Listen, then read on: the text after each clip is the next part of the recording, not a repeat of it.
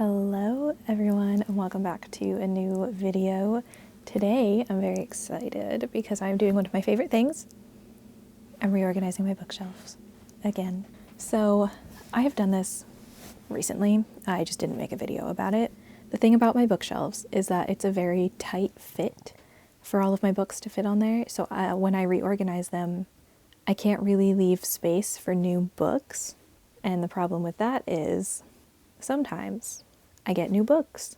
I'm trying not to buy new books right now, so I didn't buy any books, but my parents have been going through the attic in my childhood home, and we found a lot of stuff up there. There are boxes that have been up there for upwards of 20 years, I'm sure. I don't know how often we've gone through them, but my dad had more boxes of books, and I have taken, like, most of my sci-fi section right here is old books of my dad's that I am displaying on my shelves. If he ever wants them back, he can tell me, but until he does, I am putting them on my shelves as a reminder that I need to read more sci-fi, especially classic sci-fi, if I want to be able to say I enjoy sci-fi. But also we found some of his mom, so my grandmother's books.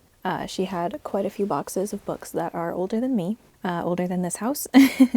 So I took a few of those, some of my siblings took a few of those. So I'm going to show you those first, and then we'll get into organizing.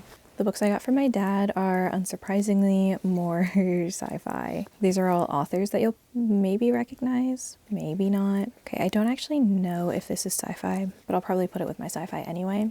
So The Andromeda Strain by Michael Crichton, which it doesn't tell you what it's about on the back. It's just blurbed on the back. So not really sure what it's about. This is an anthology of short stories by Arthur C. Clarke, but it is called The 9 Billion Names of God. Some of the stories in it are The 9 Billion Names of God, Trouble with Time, No Morning After, The Possessed, Encounter at Dawn, and The Sentinel, which inspired 2001: A Space Odyssey. And then the last book that I took from my dad's boxes is Tales of Perks the Pilot by Stanislaw Lem. I don't remember what else this author has written, but I recognized his name. So he's written something. This just sounds like kind of silly and funny, and I liked the cover, and like I said, it was an author that I recognized. So the next few books are very old. Well, one looks less old, but a lot of these are very old, so I do have to be very careful with them. But these are the books that I took from my Nana's piles. So we have The Princess and the Goblin by George MacDonald. And I love the way that these books look. Like, obviously they're old, so they look old. I have no idea what this is about, but we're gonna find out if I ever read it. I might never read it, but I like the way it looks. And then we have Puss in Boots and Other Stories. So this is another, like, anthology. Again, I liked the cover. I just like the way it looks. This one specifically, I also like the way it feels. Like, it's heavy. It is hefty. I'm scared to, like, open it all the way, but it has illustrations in it, which is fun. So I feel like I'm holding this weird, but I'm scared it's gonna just, like, break in my hands. So and then this is the one that doesn't look as old. It is also, that is because my older brother may or may not have accidentally stolen this from his college library. I think that's why it's here. It's from a college library. I'm not saying which one because I don't want anyone to get in trouble. I did not steal it. It's been years. I mean, the college is closed now. It doesn't have a title on it, but it does on the side. So these are essays by Ralph Waldo Emerson. The last book, and the one I'm arguably the most excited about that I took, is Nature and Culture by Hamilton Wright Mabie.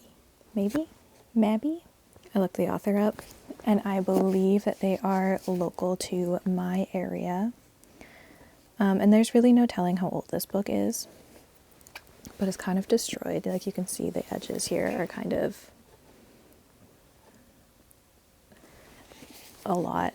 They may have been beveled edges at some point. Oh, wait, I don't think I noticed this. They have like gold edges. It has just little like poems and essays and lectures and a few little illustrations like this one. So, and it's just really pretty. Like, I'm excited to have this on my bookshelf. So that's why I'm rearranging my shelves today. So I guess let's just get to it.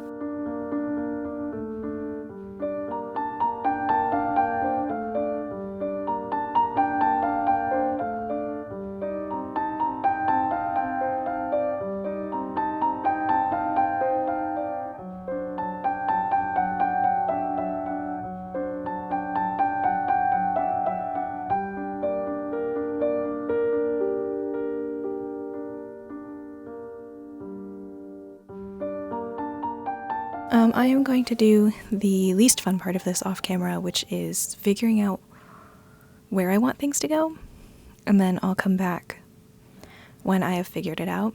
My game plan is to focus on which books I want to be able to see when I walk into my room, which books I want visible in the background of videos, and kind of put those sections in the most visible spots, and then put everything else in around them. I do almost always organize by genre. I don't know, I might try to change that up this time. We'll see. I have no idea what I'm going to try to do. Hello, I'm back. As you can see, my shelves are still empty, and my shade is now closed, which is how you know that it is nighttime. It's like almost 8 o'clock.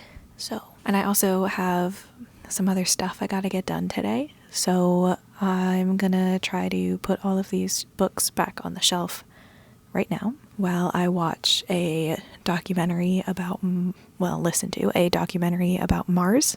Mars is my favorite planet. But anyway, I will probably give you a tour after. So you get to watch me attempt to put books back on shelves right now. So I laid out all my books based on genre, and then if there is a knickknack that goes with that specific genre, like you can see the little greenhouse book nook thing right there, which is on top of my nonfiction because a lot of my nonfiction is plant related. And then in the background right there, you can kind of see the little Lego rover that I have on top of my sci-fi books. So right now that is how they're organized, and I'm just gonna go from there.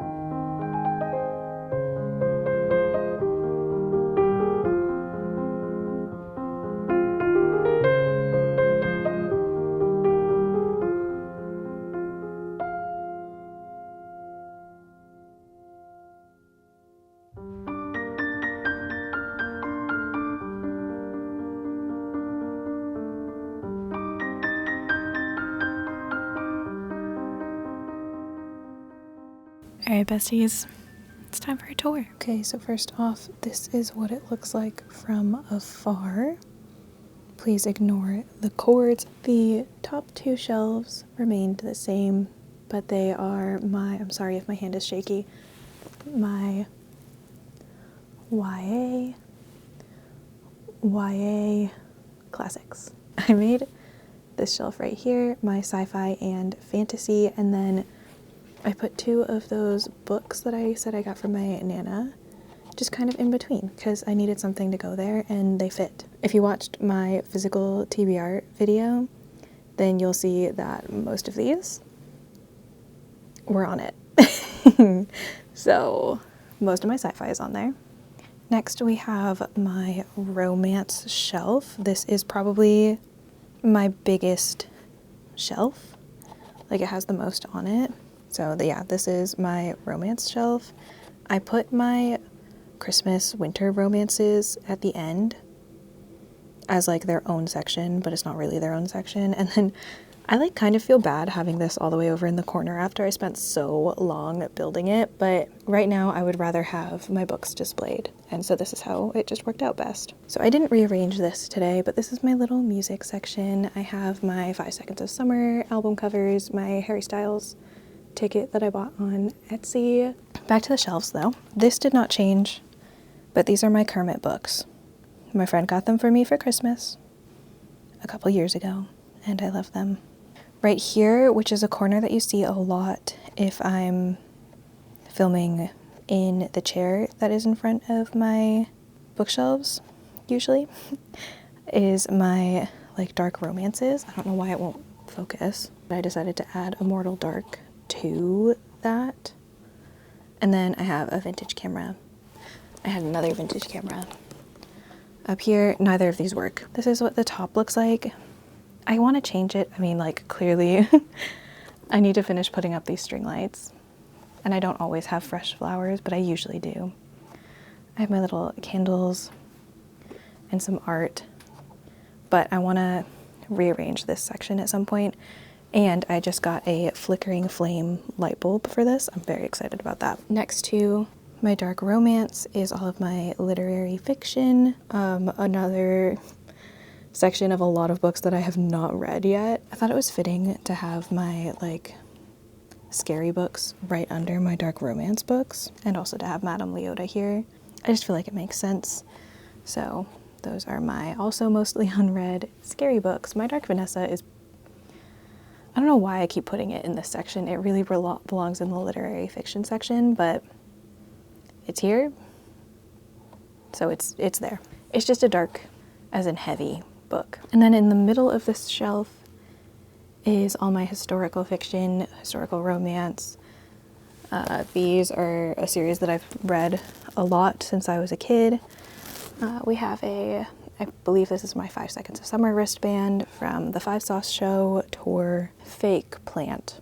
Some things from the Connecticut Ren Fair last year, the Sisters Pendragon. They were a hilarious little comedy duo that told a fun story about a guy named Dick. And then I put 2 of the old books that I got on the end here because they fit. And it makes sense for them to go next to a fake plant. Those are books that I didn't move.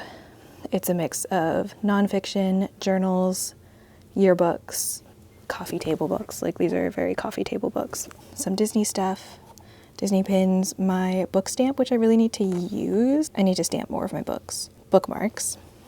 And then the rest of my nonfiction. I put most of it in a pile.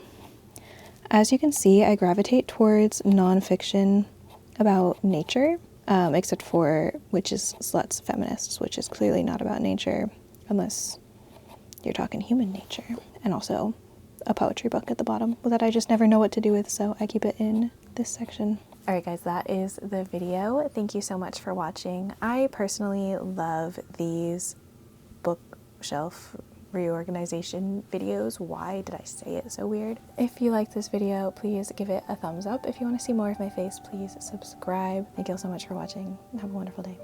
Love you, bye.